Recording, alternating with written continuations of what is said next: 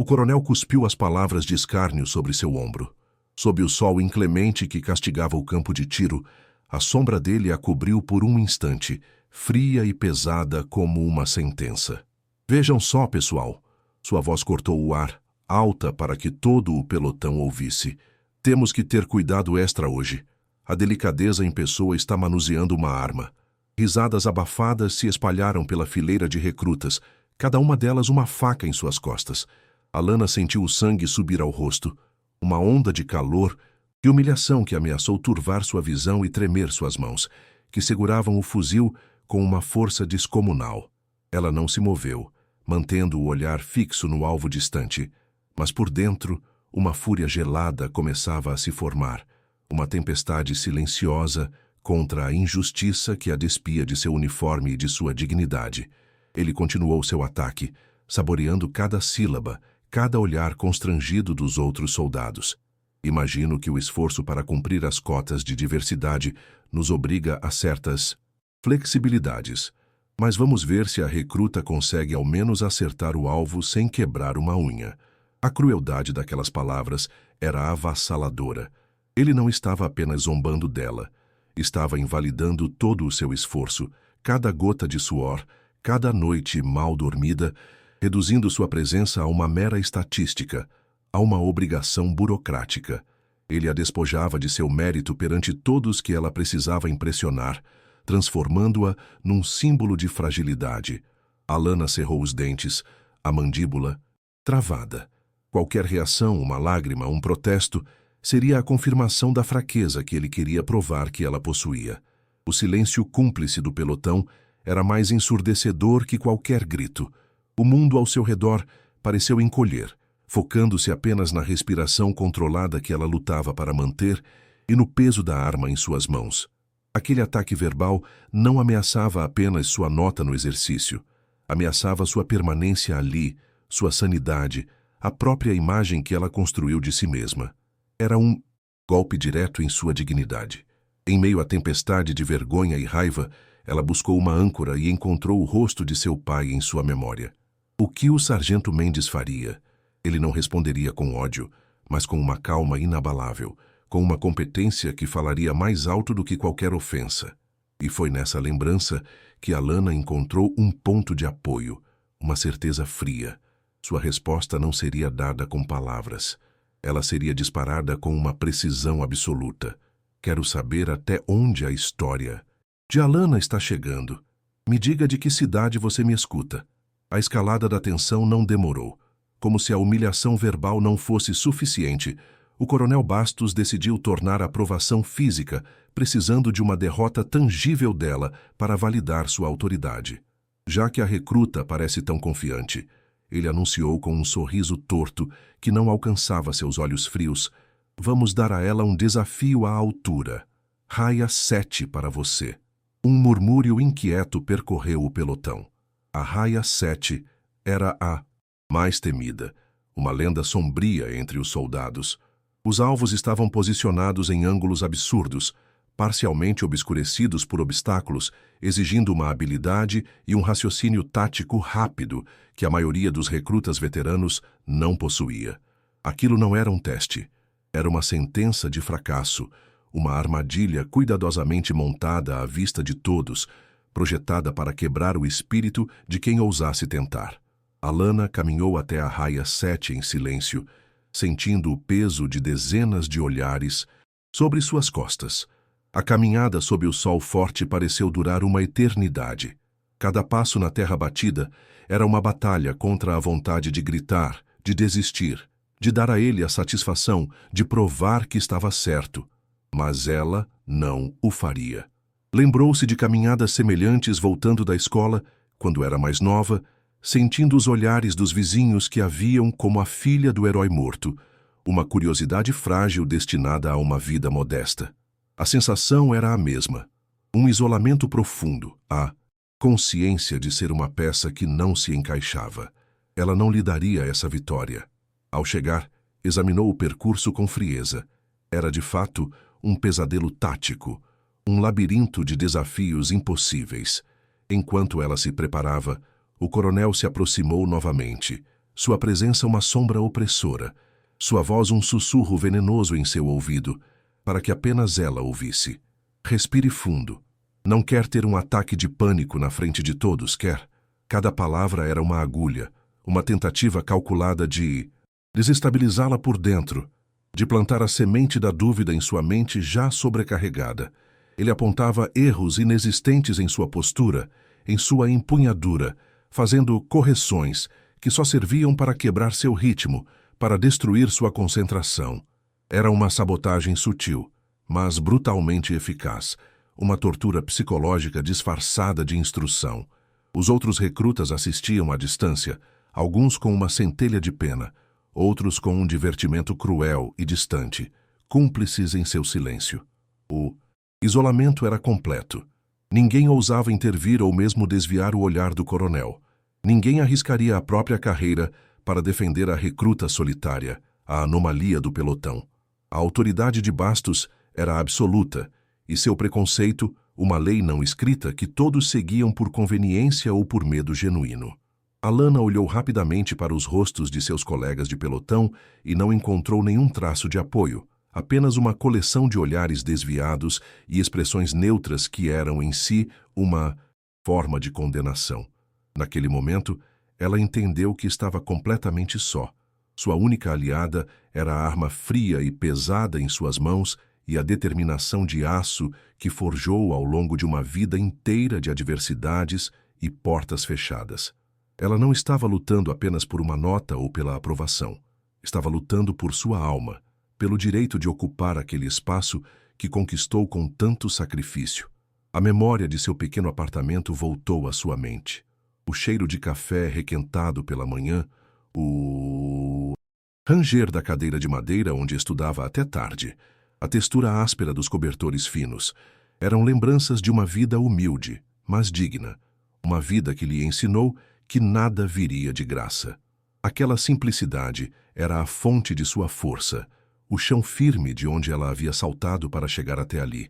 O coronel via uma intrusa frágil, mas não enxergava a mulher que carregou o peso de sacolas de supermercado por quarteirões e a responsabilidade de honrar um legado familiar.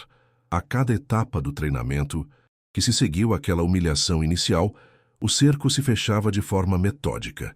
Nas corridas de obstáculos, ele a fazia repetir sessões inteiras por infrações imaginárias, esgotando sua resistência física. Nos exercícios de combate corpo a corpo, ele a colocava deliberadamente contra os oponentes mais fortes e pesados, esperando ansiosamente para vê-la ser subjugada e humilhada no chão. Mas a cada novo desafio, a cada nova injustiça, Alana respondia com um silêncio obstinado e uma performance que beirava a perfeição. A pressão implacável, em vez de quebrá-la, parecia afiar seus instintos, polir suas habilidades até que elas brilhassem com uma luz fria e perigosa, forjando-a em algo que ele não previa. O coronel Bastos parecia cada vez mais frustrado, quase infantilizado, com a resistência silenciosa dela. Sua incapacidade de quebrá-la feria seu ego inflado, desafiava sua autoridade perante o pelotão que ele governava pelo medo. Ele simplesmente não entendia de onde vinha aquela força inabalável. Ele olhava para ela e via apenas a cor de sua pele, seu gênero, e a presunção arrogante de que ela era fraca e estava ali por caridade. Ele não conseguia enxergar a filha de um herói, a garota que lutou por cada migalha de oportunidade, a mulher que transformou cada obstáculo de sua vida em um degrau. Ele não via a guerreira que ele mesmo, sem saber, estava ajudando a forjar com o fogo de seu próprio ódio. Essa cegueira seria, no fim, a sua ruína. A tensão no campo de treinamento atingiu seu ponto máximo, tornando-se quase palpável no ar quente e parado. A academia inteira parecia prender a respiração, ciente do duelo silencioso que se desenrolava dia após dia entre o instrutor veterano e a recruta novata. O campo de treinamento se tornara um palco, e todos eram espectadores daquela batalha de vontades que transcendia os exercícios. O coronel Bastos, sentindo que estava perdendo o controle da narrativa que ele mesmo criou, decidiu que precisava de um ato final, uma humilhação tão espetacular e definitiva que apagaria todas as pequenas vitórias silenciosas de Alana. Ele precisava de um cheque-mate público e indiscutível. E então, ele jogou sua última e mais cruel carta. Com um ar de grande magnanimidade teatral, ele reuniu o pelotão e fez seu anúncio final. Em vista da performance surpreendente da recruta, ele começou, a voz pingando uma ironia espessa como piche. Acredito que ela esteja pronta para um teste de verdade, um desafio que separa os soldados dos meros aspirantes. Ele fez uma pausa dramática, deixando a expectativa e o medo crescerem no ar. Ela irá tentar o circuito fantasma. Um suspiro coletivo percorreu a multidão de uniformizados. O nome por si só era uma lenda, um mito sussurrado com reverência e pavor. O fracasso não era uma possibilidade, era a premissa daquele desafio. O que se seguiu não foi um exercício de tiro, foi uma sinfonia de movimento e precisão. Alana se movia pelo circuito com uma fluidez que desafiava a lógica, os pés mal parecendo tocar o chão. Cada parada, cada mira, cada disparo era executado com uma economia de esforço e uma velocidade espantosas. Ela não hesitava, não havia pensamento, apenas instinto puro e treinado, como se a arma fosse uma extensão de seu corpo e os alvos, meros pontos em um padrão que ela conhecia de cor. O pelotão assistia, boquiaberto. O escárnio em seus rostos foi lentamente substituído por incredulidade e, em seguida, por um respeito atônito. Eles nunca tinham visto nada parecido. Os instrutores, homens que passaram a vida ensinando tiro, trocavam olhares chocados, incapazes de processar a perfeição que testemunhavam. O som era hipnótico. O pop-pop-pop rítmico dos disparos, o clangor metálico de cada alvo sendo atingido, um após o outro, sem uma única falha. Ela não estava apenas completando o circuito, ela o estava dominando, antecipando os alvos móveis e calculando trajetórias em milissegundos. Havia uma beleza letal em seus movimentos, uma dança de poder e controle que deixava todos sem fôlego. O coronel Bastos, que a princípio assistia com um sorriso de superioridade, agora tinha o rosto petrificado. A cor sumiu de suas bochechas e a arrogância se desfez, revelando a pura incredulidade por baixo. Ele estava assistindo ao impossível acontecer bem diante de seus olhos, sua armadilha se transformando no palco da glória dela, e a raiva impotente começava a ferver em suas veias. Ela se aproximava da última estação, o corpo exausto, mas a mente afiada como uma lâmina. Faltava apenas um alvo, um disparo de longa distância após uma corrida exaustiva, a etapa onde a maioria sucumbia ao cansaço. O tempo no placar já era extraordinário. O silêncio no campo era absoluto, uma reverência coletiva. O mundo inteiro parecia prender a respiração com ela. Alana parou, o peito subindo e descendo rapidamente. Ela controlou a respiração 1, 2, 3 vezes, encontrando o centro calmo em meio à tempestade de adrenalina. A imagem do sorriso de seu pai veio à sua mente, não como um peso, mas como uma força. Ela ergueu a arma, alinhou a mira, o dedo encontrando a curva fria do gatilho, prestes a selar sua vitória inegável e humilhar seu algoz. Parem! Parem o exercício agora! O grito do coronel Bastos rasgou o silêncio como um trovão ecoando pelo campo. A ordem foi tão abrupta e violenta que Alana vacilou, o dedo congelado a 1 milímetro de completar o disparo. A bolha de concentração que a envolvia se estilhaçou. Todos se viraram, confusos, para a figura do coronel, que marchava em direção a ela com uma fúria mal contida em seus olhos. O placar eletrônico piscava, suspenso no tempo, um testemunho silencioso do que estava prestes a ser roubado. A confusão se espalhou pelo pelotão como um incêndio, os murmúrios substituindo o silêncio atônito. Ninguém entendia o que estava acontecendo, mas a expressão de Bastos não prometia nada além de desastre. Alana permaneceu imóvel, a arma ainda erguida, o coração martelando contra as costelas com um novo tipo de medo. Ele parou a centímetros dela, o rosto vermelho de raiva, ignorando completamente o protocolo. Essa performance é impossível, ele declarou, a voz alta para que todos ouvissem, cada palavra uma acusação. Nenhum recruta, nenhum soldado tem essa capacidade. Há algo errado aqui. Isso é uma fraude. Ele se virou para o armeiro-chefe, um sargento mais velho, que parecia encolher sob seu olhar. Sargento, confisque a arma da recruta. Quero uma inspeção completa. Agora na frente de todos. Suspeito de modificações ilegais no equipamento.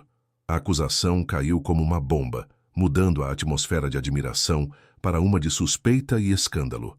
A palavra fraude pairou no ar, venenosa e irrevogável, manchando não apenas seu desempenho, mas toda a sua jornada, todo o seu sacrifício. Um vácuo gelado se abriu no estômago de Alana. A injustiça era tão avassaladora que roubou o ar de seus pulmões. Impotência. Era essa a sensação. A náusea da impotência total enquanto observava seu sonho ser sistematicamente desmontado por uma mentira. Ela olhou para os rostos de seus colegas, buscando um único olhar de apoio, mas encontrou apenas confusão, curiosidade mórbida e a rápida aceitação da palavra do coronel. O respeito que ela havia conquistado segundos antes se evaporou, substituído pela dúvida. Ela estava sozinha novamente, mas desta vez era pior. Antes, duvidavam de sua capacidade. Agora, duvidavam de sua honra. Ele não conseguiu quebrar seu corpo. Então, decidiu atacar sua alma, mirando no ponto mais vulnerável que ela possuía. O legado de integridade herdado de seu pai. O sargento armeiro se aproximou com relutância, as mãos tremendo ligeiramente enquanto pegava a arma das mãos de Alana. Sob o olhar intimidador do coronel, ele começou uma inspeção teatral. Ele desmontou a arma com uma lentidão torturante. E então, ele parou. De dentro do mecanismo do gatilho, ele retirou uma pequena peça polida, quase imperceptível, que não pertencia ao modelo padrão. Isso é uma modificação não autorizada, senhor, disse o sargento, a voz falhando. Um redutor de peso de gatilho. Ilegal. Um suspiro coletivo percorreu o pelotão. A prova estava ali, materializada. Era uma mentira, uma peça plantada. Alana sabia disso com cada fibra de seu ser. Mas sua certeza não valia nada contra a evidência física e a autoridade do coronel. A satisfação no rosto de Bastos era hedionda. Um sorriso de puro triunfo cruel. Ele havia conseguido. Ele não precisou provar que ela era fraca. Ele a transformou em uma criminosa. A acusação de trapaça era infinitamente pior do que qualquer falha. Ela não apenas desonrava a si mesma, mas manchava o nome Mendes, o nome de seu pai, um homem cuja reputação era sinônimo de integridade. A dor da traição era física, uma pontada aguda em seu peito. Ela olhou para a peça metálica na mão do sargento, aquele pequeno objeto que continha o poder de destruir todo o seu futuro.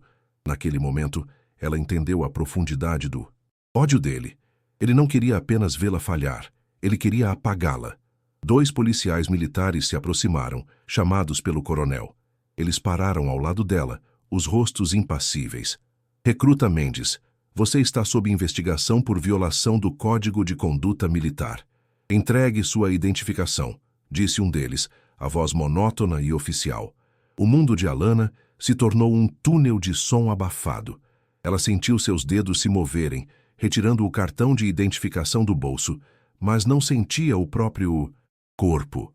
Enquanto era conduzida para fora do campo de tiro, passando pela multidão silenciosa que agora se recusava a encontrar seu olhar, ela sentiu o frio do metal em seu pulso. As algemas se fecharam com um clique seco e final, um frio que não vinha do aço. A humilhação final foi ser conduzida para fora do campo de tiro como uma criminosa comum, sob o olhar de todos que, minutos antes, a aplaudiam. O clique das algemas em seus pulsos foi um som seco, metálico, que selou seu destino com uma finalidade brutal.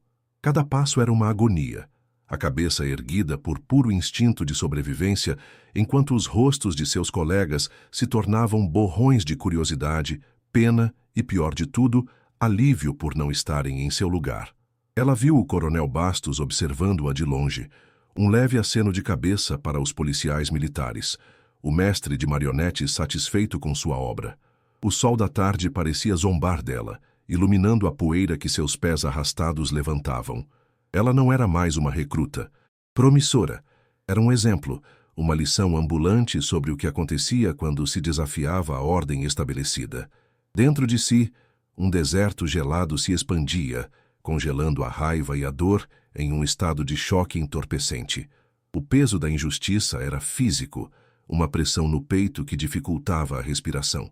A palavra fraude ecoava em sua mente, um veneno que contaminava cada sacrifício, cada gota de suor. Ela pensou em seu pai, no distintivo dele, no legado de honra que ela jurou carregar. Agora, esse legado estava manchado com a pior das acusações. Uma lembrança fugaz de infância a assaltou. Um vaso quebrado na casa da vizinha, a culpa caindo sobre ela, a única criança negra da rua, apesar de seus protestos.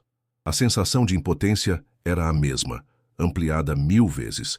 A certeza de sua inocência era uma chama solitária e vacilante contra o furacão da mentira institucional que a engolia. A sala de interrogatório era pequena, fria e cheirava a desinfetante e desespero. Sentada em uma cadeira, de metal as algemas finalmente removidas, ela encarou o Major Ferraz, um oficial da corregedoria com um rosto impassível e olhos que pareciam já ter decidido o veredito. Ele falava em um tom monótono, burocrático, listando as acusações formais: violação do Código de Conduta, adulteração de equipamento, insubordinação. As palavras eram absurdas, desconectadas da realidade, mas eram as palavras que constariam em seu arquivo, a história oficial de sua queda. Ele a tratava não como uma pessoa, mas como um problema a ser processado e arquivado o mais rápido possível.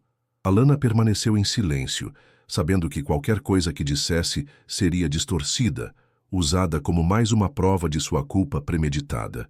O sistema que ela sonhava em servir com honra agora se revelava uma máquina impessoal e esmagadora. Suas palavras não tinham valor contra a prova material, contra o testemunho de um coronel condecorado. Ela era um número, um processo, uma estatística inconveniente que precisava ser eliminada para restaurar a ordem. O sentimento de exclusão era absoluto. Ela não pertencia àquele mundo, e eles estavam deixando isso claro da forma mais brutal possível. A dignidade que ela lutou tanto para construir estava sendo desfeita, fio por fio, sob as luzes fluorescentes daquela sala sem janelas. O isolamento não era mais apenas uma sensação, era uma parede de concreto erguida ao seu redor, e ela não tinha ferramentas para derrubá-la. A verdade parecia uma moeda sem valor naquele tribunal improvisado.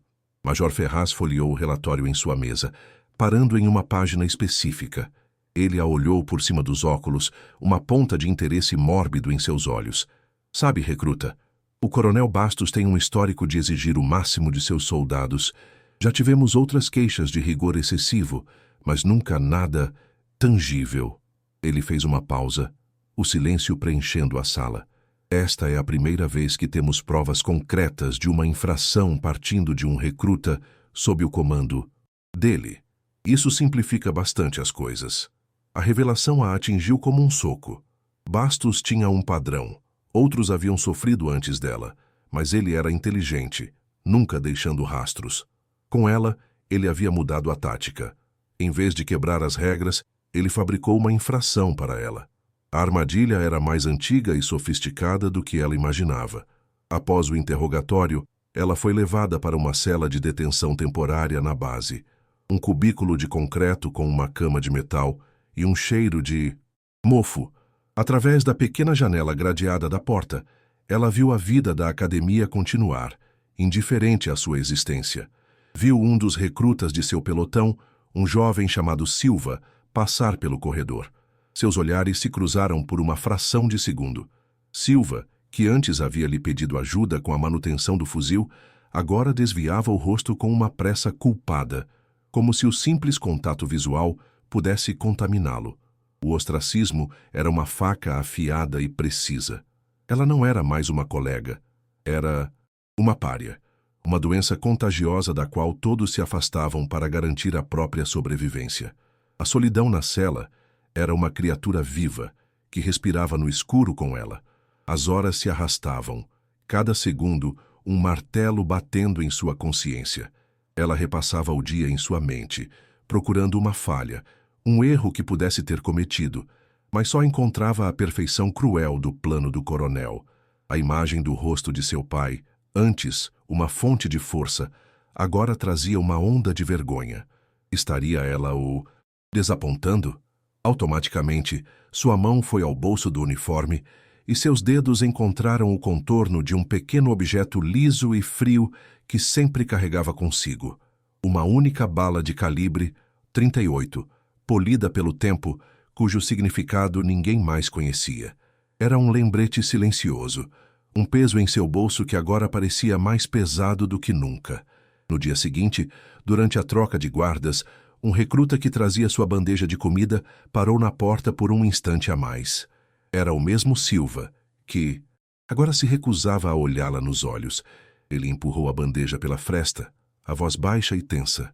Ninguém esperava isso de você, Mendes. De verdade. Ele se afastou antes que ela pudesse responder. A frase não era uma acusação, mas também não era um apoio. Era um lamento, o som da decepção de alguém que queria acreditar nela, mas foi convencido do contrário. Aquele comentário doeu mais do que a raiva aberta do coronel.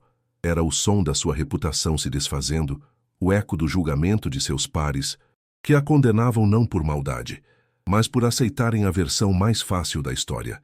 Sozinha, novamente, ela mexeu na comida sem apetite, o estômago revirado pela ansiedade. A bandeja de metal parecia fria e final. Quando empurrou o prato para o lado, algo chamou sua atenção. Um pequeno pedaço de papel dobrado de forma minúscula, escondido sob a borda da louça. Seu coração deu um salto. Com os dedos trêmulos, ela o pegou, desdobrando-o com cuidado. A caligrafia era apressada, quase um rabisco, mas as palavras eram claras e diretas. Uma linha de texto que mudava tudo. Ele sabe que você não fez isso.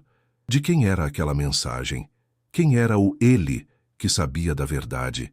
A esperança era uma emoção tão estranha e dolorosa naquele momento que quase a fez chorar. Pela primeira vez em dias, uma fresta de luz apareceu na escuridão de sua cela, mas era uma luz que trazia consigo o medo. Aquilo poderia ser um truque, mais uma camada da armadilha do coronel para confundi-la, para levá-la a cometer um erro. Ou poderia ser um aliado improvável, alguém que viu o que realmente aconteceu e ousou agir. A ambiguidade era uma tortura. Aquele pequeno pedaço de papel era ao mesmo tempo uma promessa de salvação e um convite para um perigo ainda maior. Ela o dobrou novamente e o escondeu, o segredo queimando em sua mão. Na manhã seguinte, sua audiência disciplinar foi marcada. Major Ferraz lhe trouxe a notícia com uma satisfação mal disfarçada. Em 48 horas, o comando quer resolver isso. Rapidamente, sem alarde. A velocidade do processo era em si uma forma de condenação. Eles queriam enterrar a história, expulsá-la antes que qualquer pergunta inconveniente pudesse ser feita, antes que qualquer dúvida sobre a conduta do coronel pudesse emergir. O sistema não estava interessado em justiça, estava interessado em controle de danos, e ela era o dano a ser controlado. A contagem regressiva para o fim de sua carreira havia começado, e a mensagem anônima era a única arma que ela possuía, uma arma que ela nem sabia como usar. O peso da decisão a esmagava. Em quem confiar? Ela pensou em Silva, o recruta que entregou a bandeja. Teria sido ele? Ou ele foi apenas um mensageiro inconsciente? Ela repassou mentalmente cada rosto do pelotão, cada instrutor, cada funcionário da base. A maioria era leal ao coronel, por medo ou admiração. Um aliado teria que ser alguém com coragem, alguém com pouco a perder, ou alguém com um motivo pessoal para se opor a Bastos. O silêncio cúmplice de seus colegas no campo de tiro ainda ecoava em seus ouvidos, um lembrete sombrio de como a lealdade era frágil naquele ambiente. Confiar na pessoa errada não apenas a levaria à expulsão, mas poderia colocá-la em um perigo físico real. Como parte do protocolo, concederam-lhe um telefonema, um único telefonema para organizar sua defesa ou notificar a família. Ela ficou parada diante do aparelho de metal na parede do corredor, o fone pesado e frio em sua mão. Para quem ligar? Sua mãe morava longe, e a notícia apenas a destruiria. Ela não conhecia advogados, muito menos um que entendesse de leis militares. A vergonha a impedia de ligar para os velhos amigos do bairro, de admitir que o sonho pelo qual ela tanto lutou havia se transformado em um pesadelo de desonra. O telefone, uma linha para o mundo exterior, tornou-se um símbolo de seu completo e absoluto isolamento. Não havia ninguém do outro lado daquela linha que pudesse de fato ajudá-la. Então, uma memória antiga emergiu das profundezas de sua mente, nítida e inesperada. Um homem que visitava seu pai ocasionalmente, sempre em trajes civis. Um homem chamado Ribeiro. Ele era um tenente que havia deixado a força anos atrás, sob uma nuvem de circunstâncias misteriosas, que as pessoas sussurravam, mas nunca explicavam. Seu pai, no entanto, confiava nele sem reservas. Ribeiro vê o que os outros não querem ver, ele dissera uma vez. Lembrou-se de seu pai anotando um número em um pedaço de papel e mandando-a memorizar. Se um dia você precisar de alguém que não joga pelas regras do sistema para encontrar a verdade, ligue para este número. Era uma aposta desesperada, um tiro no escuro baseado na intuição de um homem morto. Com o coração batendo descontrolado, ela discou os números que não repetia há mais de uma década. Cada toque da chamada era uma eternidade. Ela esperava que a linha estivesse desativada, que fosse um beco sem saída. Então, uma voz grave e cansada atendeu do outro lado. Ribeiro. Era ele. A voz era exatamente como ela se lembrava, carregada de um peso que o tempo não havia aliviado. Por um momento, as palavras não saíram. A emoção embargou sua garganta. Era a primeira voz fora daquele sistema opressor que ela ouvia em dias. Era a voz de um fantasma, uma última e improvável conexão com o mundo de honra de seu pai. O peso daquele único telefonema era monumental. Era sua última chance, um fio de esperança esticado sobre um abismo. Ela precisava explicar tudo com clareza, com convicção, sem soar como uma recruta desesperada e delirante. Cada palavra contava. Tinha que fazê-lo acreditar nela, um completo estranho conectado a ela, apenas por uma memória de infância e pela confiança de seu pai. Confessa, não esperava que a esperança viesse de um número de telefone antigo, né? Deixe sua aposta nos comentários sobre quem é o verdadeiro aliado dela, porque a noite está só começando. Ela respirou fundo e começou a falar, a voz baixa e urgente, um relato conciso da armadilha do coronel Bastos.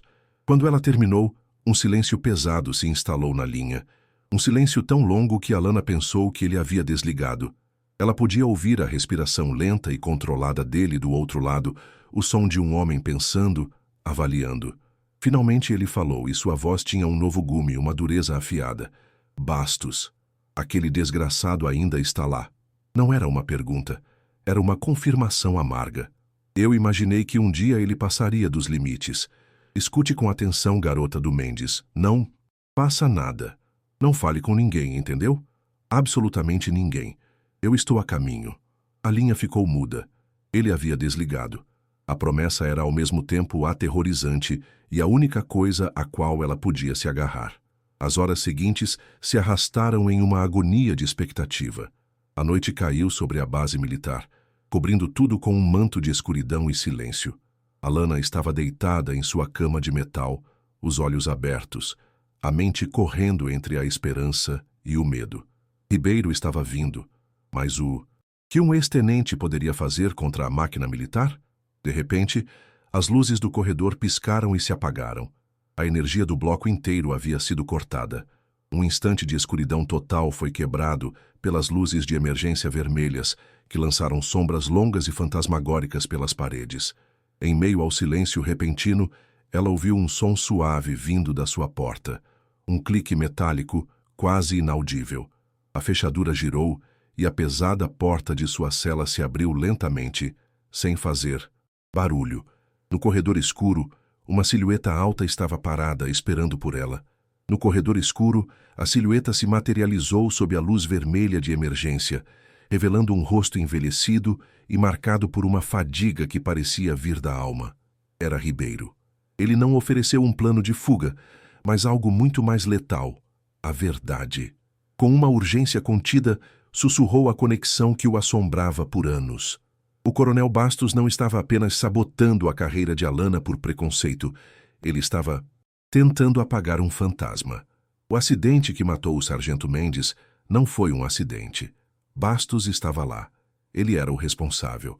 A revelação não soou como uma teoria, mas como um fato há muito enterrado, e atingiu Alana com a força de um impacto físico, reescrevendo instantaneamente o propósito de sua luta, transformando sua defesa em uma caçada por uma justiça muito maior e mais antiga. A verdade era um veneno e um antídoto. No cubículo frio, Alana processou a informação, a dor pela desonra, sendo substituída por uma fúria lúcida e glacial. Toda a perseguição, a humilhação sádica, agora fazia um sentido terrível. Bastos não via nela apenas uma recruta indesejada.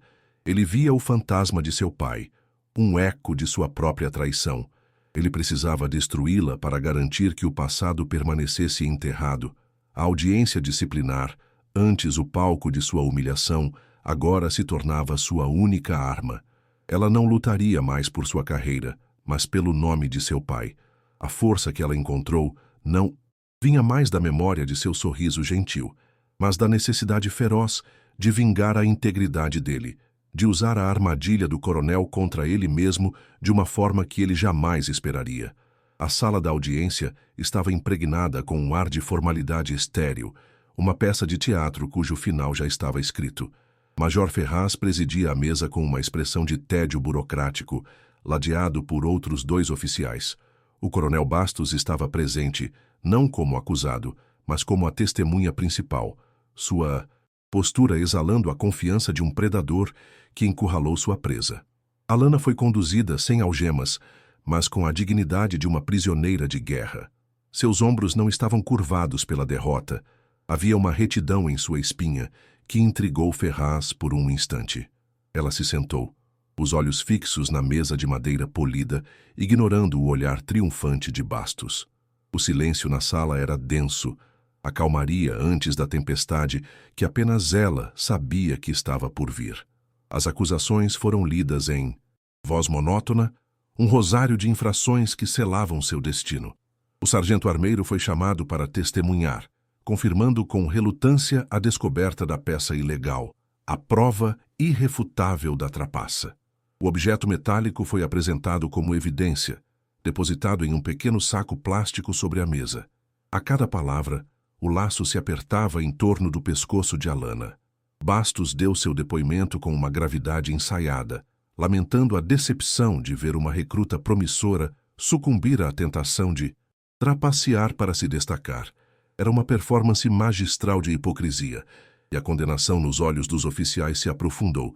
A expulsão desonrosa era agora uma mera formalidade. A máquina militar estava prestes a esmagá-la, exatamente como planejado. Quando o Major Ferraz se virou para ela, a pergunta foi protocolar, uma última formalidade antes da sentença. Recruta Mendes, você tem algo a dizer em sua defesa? Um silêncio expectante preencheu a sala.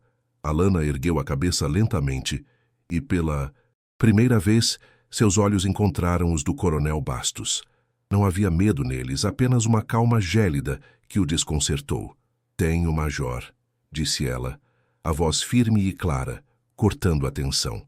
Mas minha defesa não é sobre a acusação de fraude. É sobre honra, uma palavra que o coronel Bastos conhece bem, pois ele passou a vida inteira se escondendo da falta dela. Um murmúrio chocado percorreu a sala. A audácia daquelas palavras fez com que até o Major Ferraz se endireitasse em sua cadeira, a expressão de tédio finalmente se quebrando. Então ela fez seu movimento. Com um gesto lento e deliberado, Alana enfiou a mão no bolso e retirou um objeto pequeno e escuro. Ela o colocou sobre a mesa polida com um cuidado reverente. O som foi quase inaudível, um clique suave de metal contra a madeira, mas ecoou na sala silenciosa como um tiro. Não era uma peça de fuzil. Era uma única bala de calibre .38, antiga, o latão sem brilho, a ponta de chumbo deformada.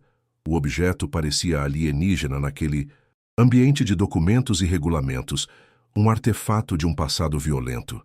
Todos os olhos se fixaram nele, confusos. O coronel Bastos congelou, um lampejo de reconhecimento e pânico puro passando por seus olhos, antes que ele pudesse mascará-lo com indignação. Aquele pequeno projétil era a verdadeira prova. Esta bala, senhores, Alana começou, a voz ressoando com um peso emocional que prendeu a atenção de todos. Foi retirada do corpo do meu pai, o sargento Mendes, há 16 anos. A sala prendeu a respiração. O relatório oficial classificou sua morte como resultado de um ricochete durante uma operação, um trágico acidente de fogo amigo, um ricochete de um fuzil de serviço padrão. Ela fez uma pausa, deixando as palavras pairarem no ar. Mas isso é uma mentira. A balística era inconclusiva porque ninguém queria encontrar o culpado. Porque seria inconveniente demais descobrir que este projétil não veio de uma arma regulamentar do exército, mas de um revólver pessoal, um .38, que um certo tenente na época gostava de exibir como seu amuleto da sorte. A verdade central foi revelada, incontestável e devastadora. Alana olhou diretamente para Bastos, cujos nós dos dedos estavam brancos de tanto apertar a borda da mesa. O senhor me perseguiu não porque eu sou mulher ou porque sou negra, coronel. O senhor me perseguiu porque tenho o sangue e o nome do homem que estava prestes a denunciar seus esquemas de corrupção. O senhor o silenciou com sua arma particular e forjou a cena, para parecer um acidente. A acusação era monstruosa, transcendendo a fraude e a disciplina militar, mergulhando no reino do assassinato e da traição. O ar na sala tornou-se rarefeito, pesado com o choque da revelação. A honra, a coragem e a força que estavam ocultas em Alana explodiram não com um disparo, mas com a verdade. A reação de Bastos foi a sua confissão. Isso é um absurdo, uma fantasia desesperada de uma recruta culpada. Ele rugiu, levantando-se tão abruptamente que sua cadeira tombou para trás com um estrondo. Mas sua fúria era frágil, transparente. O suor brilhava em sua testa e um tique nervoso repuxava seu olho esquerdo. Sua negação era alta demais, sua indignação performática demais. Ele, o mestre da intimidação e do controle, havia perdido completamente o controle. Em contraste, Alana permaneceu sentada, uma estátua de dignidade e certeza. O silêncio que se seguiu ao grito dele foi mais condenatório do que qualquer palavra. Todos na sala viram a máscara de autoridade do coronel se despedaçar, revelando o rosto de um homem culpado e apavorado. Major Ferraz, que já tinha ouvido rumores sobre o passado de Bastos, olhou da bala na mesa para o rosto em pânico do coronel e de volta para a calma inabalável de Alana. A verdade se encaixou com uma clareza terrível. Ele não era mais um burocrata conduzindo um caso simples. Era uma testemunha de algo monumental. Com uma autoridade que ninguém esperava dele, Ferraz se levantou. Coronel Bastos, sente-se, ordenou ele, a voz fria como aço. Sargento, ele se virou para o oficial na porta. Coloque a evidência C1, o projétil, em custódia. Solicito um teste de balística imediato e a reabertura do inquérito sobre a morte do sargento Mendes. E quero uma investigação completa sobre as atividades do coronel Bastos. Agora. A sensação de justiça começou a se restaurar, não com um aplauso, mas com o silêncio atordoado da ordem sendo cumprida. 2 policiais militares entraram na sala, mas não foram em direção a Alana. Eles pararam ao lado do coronel Bastos, que havia desabado em sua cadeira, o rosto pálido e derrotado. A virada foi completa e brutal. Ele, que havia usado o sistema para esmagar uma inocente, agora estava sendo engolido pela mesma máquina. A sua autoridade, construída sobre uma fundação de mentiras e medo, desmoronou sob o peso de um pequeno pedaço de chumbo. Os olhares dos outros oficiais não continham mais respeito por ele, apenas um desprezo frio e distante. Ele estava desarmado, exposto e completamente sozinho. Alana observou a queda de seu antagonista, não com triunfo, mas com uma exaustão solene. Ela havia honrado seu pai. Ela havia resgatado a verdade das profundezas do tempo. A acusação de fraude contra ela se tornou uma nota de rodapé insignificante, uma fumaça que se dissipou diante do incêndio que ela iniciou. Enquanto o coronel Bastos era formalmente notificado de sua suspensão e colocado sob investigação, o olhar dele encontrou o dela uma última vez, através da sala. Não havia mais ódio ou arrogância, apenas a compreensão vazia da derrota total. Alana não desviou o olhar. Ela o sustentou, não como uma vitoriosa sobre um inimigo, mas como a portadora de uma verdade que finalmente encontrou seu caminho para a luz, abrindo o caminho para um desfecho de justiça e renovação. A queda de Bastos não foi acompanhada por um trovão, mas por um silêncio esmagador. Na sala de audiências, o ar ficou rarefeito, pesado com a gravidade da verdade, recém-exposta. Os dois policiais militares se postaram ao lado do coronel, não com agressividade, mas com uma finalidade fria e protocolar que era muito mais devastadora. Ele não protestou mais. A fúria havia se esvaído, deixando para trás apenas a casca vazia de um homem cuja autoridade, construída sobre o medo e uma mentira de 16 anos, desmoronou sob o peso de um pequeno pedaço de chumbo. Alana observou a cena, não com o calor da vingança, mas com uma exaustão solene. Ela não havia destruído um homem. Havia apenas permitido que a verdade fizesse seu trabalho. A justiça, ela percebeu, não era uma tempestade, mas a calma inevitável que se segue a ela. A avalanche foi rápida e implacável. Uma vez que a primeira pedra rolou, a montanha de mentiras de Bastos desabou sobre ele. A reabertura do inquérito sobre a morte do sargento Mendes, agora com a tecnologia balística moderna, e o testemunho de Ribeiro, revelou a fraude com uma clareza inegável. Outras investigações desenterraram seus esquemas de corrupção, que ele mantinha por anos, protegidos por sua reputação e pela intimidação. O sistema que ele usou como arma se voltou contra ele com uma eficiência brutal. Despojado de seu posto, de sua honra e de sua liberdade, o coronel Bastos tornou-se um fantasma nos corredores da academia. Uma história de advertência sobre como a arrogância pode ser a mais fatal das fraquezas. A justiça emocional, para todos que assistiram, foi completa. Ele não foi derrotado por um inimigo, mas consumido por seus próprios crimes. Para Alana, a mudança foi imediata e profunda. A nuvem de suspeita e desprezo que a seguia se dissipou como névoa sob o sol da manhã. Os mesmos recrutas que desviavam o olhar agora a procuravam, não com pena, mas com um respeito genuíno e atônito.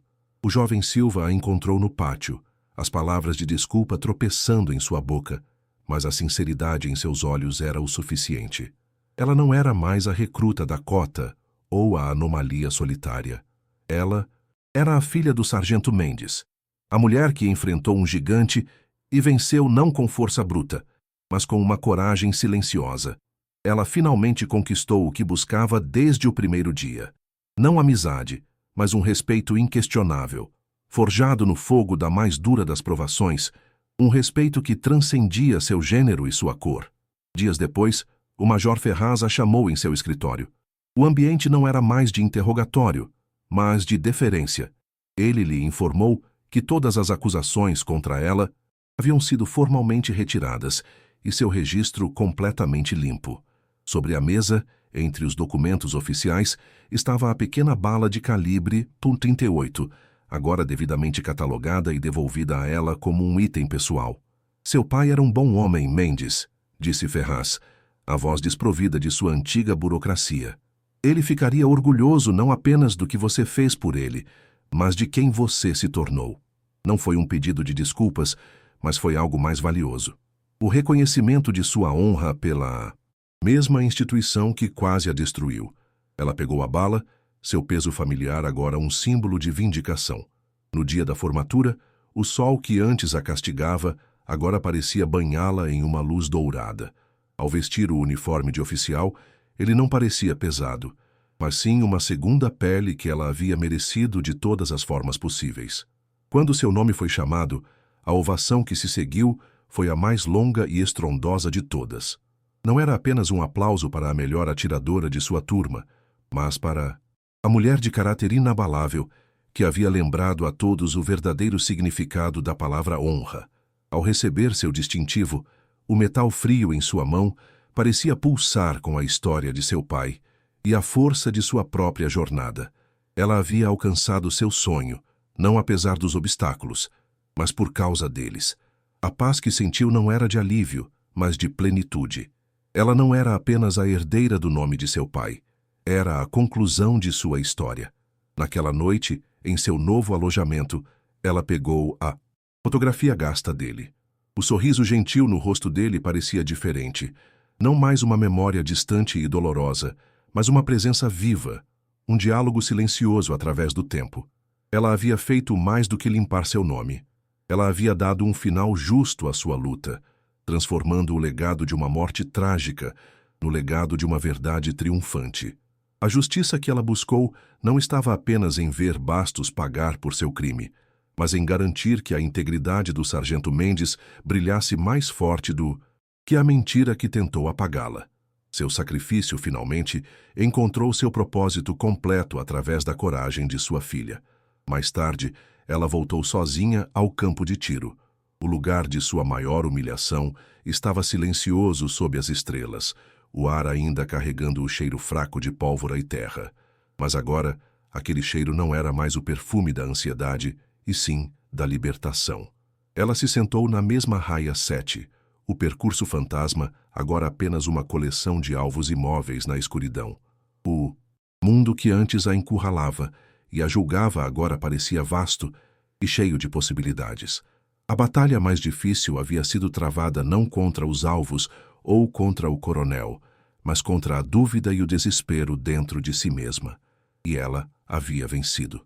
Naquele silêncio, ela encontrou a mais pura forma de liberdade, a certeza de seu próprio valor, independente de qualquer validação externa. A trajetória de Alana ensinou a todos uma lição fundamental. A verdadeira força não reside nos gritos de comando ou nas demonstrações de poder, mas na resiliência silenciosa da dignidade. O coronel Bastos era um homem de grande autoridade, mas sua força era oca, construída sobre uma fundação de mentiras.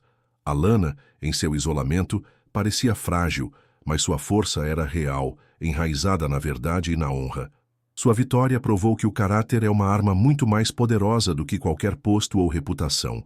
Não é preciso gritar para ser ouvido quando a sua integridade fala por você.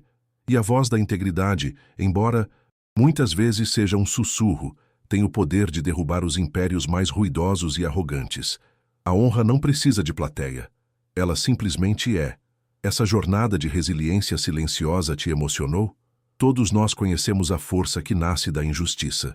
Compartilhe essa história com alguém que personifica a verdadeira coragem e me conte nos comentários. Que detalhe da vitória de Alana ficou gravado em sua memória?